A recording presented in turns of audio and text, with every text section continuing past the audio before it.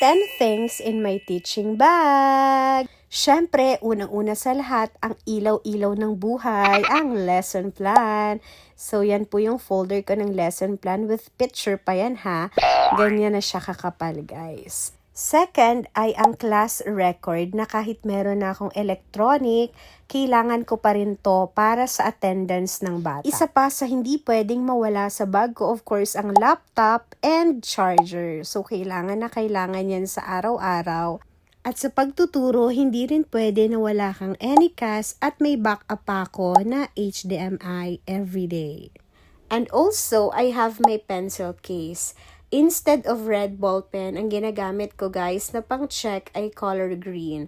And also, meron din akong black, meron din akong pentel pen, meron din ako ditong mechanical pencil, eraser, and also, nandito din yung backup ko na flash drive. At sa sobrang init ng panahon ngayon, hindi pwede na hindi ko dala ang aking mini fan. So, yan, lagi siyang nasa bag ko kasi talagang iba yung panahon ngayon.